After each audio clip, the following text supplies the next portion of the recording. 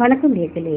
ஹார்மோனிய சக்கரவர்த்தி டி.எம். காதர் பாட்ஷா அவர்கள் விடுதலைக்கான பாடல்கள் தடை செய்யப்பட்ட பாடல்கள் என எப்பொழுதும் முழங்கிக் கொண்டே இருப்பார். ஏனென்றால் விடுதலை வேட்கை அவருக்குள் இருந்ததால் அப்படிப்பட்ட பாடல்களை அவர் பாடுவதிலே மிகவும் விருப்பம் உள்ளவராக இருந்தார். இந்த பாடலெல்லாம் மேடைகளில் பாடும் பொழுது ஆங்கிலேயர்கள் அவர் மீது வெறுப்பு கொண்டனர். அதனால் அவரை எப்படியாவது பாடுவதை நிறுத்த வேண்டும் என்று பல நேரங்களில் கைது செய்தனர். ஆனால் அவர் வெளியே வந்து விடுவார். இப்படியாக சிறை செல்வதும் வெளியே வருவதும் அவரது வழக்கமாக இருந்து வந்தது. நிரந்தரமாக இவர் இப்படிப்பட்ட பாடல்களை நிறுத்த வேண்டும் என்பதற்காக ஆங்கிலேயர்கள் என்ன செய்கிறார்கள் என்றால் சூழ்ச்சி செய்கிறார்கள். அந்த சமயத்தில் தான் திருச்சியில் ஒரு கொலை நடக்கின்றது. அந்த கொலை வழக்கில் காதர் பாட்ஷா அவர்களை என்ன செய்கிறார்கள் என்றால் இணைத்து அவரை அந்த கொலைக்கும் இவருக்கும் தொடர்பு இருக்கிறது என்று கைது செய்கிறார்கள்.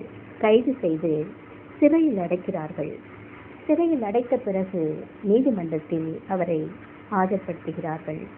விசாரணை நடக்கின்றது. விசாரணை நடந்த பிறகு இந்த கொலைக்கும் இவருக்கும் தொடர்பு இருக்கிறது என்று அவரை தூக்கிலிட சொல்லி தீர்ப்பும் எழுதியாகிவிட்டது. அதன் பிறகு தூக்கிலிடுவதற்கான நாளும் வந்தது. சிறையில் ஒரு நியதி இருக்கிறது. என்னவென்றால் தூக்கு கைதிகளை தூக்கிலிடப்படுவதற்கு முன்பாக அவரது கடைசி ஆசையை கேட்பார்கள். அந்த கடைசி ஆசை நிறைவேற்றப்படும்.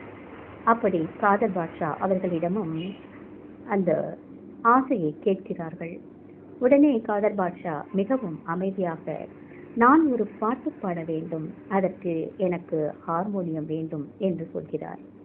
கடைசி ஆசை என்பதால் அதனை நிறைவேற்றுவதற்காக அதிகாரிகள் ஹார்மோனிய பெட்டியை கொண்டு வந்து கொடுக்கிறார்கள். ஹார்மோனிய பெட்டி தன் கைக்கு வந்த பிறகு அவர் கண்களை மூடுகிறார். கண்களை மூடி தனது விரல்களை படரவிடுகிறார். படரவிட்டு பாட்டை பாட ஆரம்பிக்கிறார். எந்த பாட்டு என்றால், சுருளிமலை மேலே மேவும் சீலா, உன்னை தோத்தரிப்பேன் சுப்பிரமணிய வேளா என்று விஸ்தாரமாக தன் குரலை உயர்த்தி மிகவும் ஆழமாக சிந்தித்து மிகவும் பக்தியாக அந்த பாடலை பாடுகிறார். அந்த பாடலை பாடிக்கொண்டே இருக்கின்றார். அந்த இடமே மிகவும் அமைதியாகிறது. ஒரு குண்டூசி போட்டாலும் அதன் சத்தம் கேட்கின்ற அளவுக்கு மிகவும் அமைதியாக இருக்கிறது. அவரது பாடல் மட்டுமே ஒலித்துக் கொண்டிருக்கிறது. எல்லோரும் ரசித்து கேட்டுக்கொண்டிருக்கின்றார்கள். இவர் அப்படியே தன்னை மறந்து பாடுகிறார். பாடிக்கொண்டே இருக்கிறார். 45 நிமிடங்கள் ஆகிறது. 45 நிமிடங்கள் ஆனதும் தனது பாடலை அப்படியே முடிக்கின்றார். சிறை அதிகாரிகள் நேரத்தை பார்க்கிறார்கள். தூக்கிலிடப்பட வேண்டிய நேரம் கடந்து 30 நிமிடங்கள் ஆகிவிட்டது. சிறைச்சாலையில் தூக்கிலிடப்படும் கைதிகளை அந்த குறித்த நேரத்தில் அவர்களை தூக்கிலிட வேண்டும். அப்படி தூக்கிலிடப்பட வேண்டிய நேரம் தவறிவிட்டால் அவரை தூக்கிலிடுவதற்கு பதிலாக வேறொரு நாள் தூக்கிலிடுவதற்கு அதிகாரம் வழங்கப்படும்.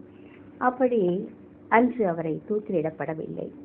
மாறாக அடுத்த நாள் நீதிபதியிடம் அவரை ஆஜர்படுத்துகிறார்கள்.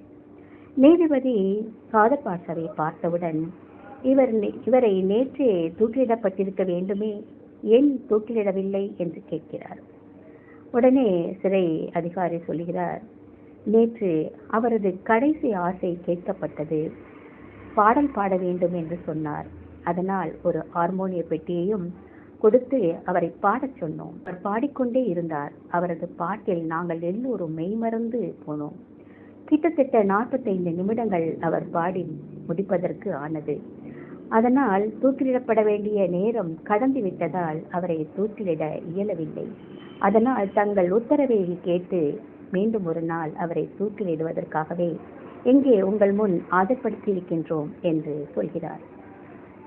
அவர் சொன்னவுடன் எங்கள் எல்லோரும் மெய்மறந்து போன அளவிற்கு, ரசித்து கேட்கும் அளவிற்கு அப்படி என்ன அவர் பாடலை பாடினார், அந்த பாடலை நானும் இங்கே கேட்க வேண்டும், அவரை பாடச் சொல்லுங்கள் என்று நீதிபதி சொல்கிறார்.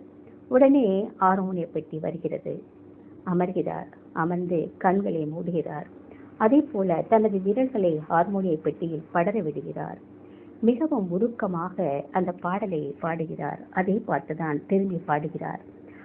சுருளிமலை மேலே மேவும் சீலா உன்னை தோத்தரிப்பேன் சுப்பிரமணிய வேளா என்று பாடத் தொடங்கி 45 நிமிடங்கள் அவர் பாடிக்கொண்டே இருக்கிறார். அவர் பாடி முடித்த பிறகு நீதிபதி அவர்களே மிகவும் ஆச்சரியப்பட்டு போனார். இவ்வளவு உருக்கமாக ஒரு பக்தி பாடலை எடுத்து இவர் பாடுகின்றார் என்றால் நிச்சயமாக இந்த மனிதன் கொலை செய்திருக்க மாட்டார் என்று அவர் கருதியிருக்கிறார். உடனே ஒரு பேனாவை எடுத்து தீர்ப்பு எழுதுகிறார்.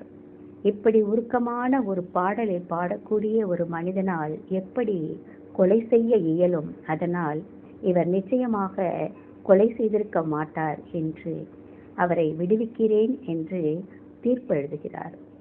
பிறகு அவர் விடுவிக்கப்படுகிறார். விடுவிக்கப்பட்ட பிறகு அவர் தனது இல்லம் நோக்கி போகிறார். ஆமாம் நேயர்களே, அதாவது இந்த பாடலை பாடியவர் ஒரு இஸ்லாமிய மதத்தைச் சேர்ந்தவர். அந்த பாடலை எந்த பாடல் அவர் பாடுகிறார் என்றால் முருகன் பாடலை பாடுகிறார். இஸ்லாமியர் பாடுகின்றார், முருகன் பாடலை பாடுகின்றார். இதை கேட்டு ரசித்தவர்கள் யார் என்றால் கிறிஸ்தவ மதத்தை சேர்ந்த வெள்ளையர்கள். இப்படி 3 மதமும் அங்கே இணைந்தது. 3 மதமும் இணைந்து அந்த ஒரு நிரபராதியை தூக்கிலிருந்து காப்பாற்றியது. ஆனால் இப்பொழுதெல்லாம் இப்படி நடக்கின்றதா என்றால் நிச்சயமாக இல்லை. மதத்தின் பேரிலும் சாதியின் பேரிலும் சண்டைகள், சச்சரவுகள், வழக்குகள், கொலைகள், குற்றங்கள் என நடந்து கொண்டே இருக்கின்றது. இது எல்லாம் மாற வேண்டும். மாறினால்தான் தமிழகம் அமைதி பூங்காவாக மாறும் என்பதற்கு இதுவே ஒரு மிகப்பெரிய சான்றாக கருதுகிறேன். நன்றி, வணக்கம்.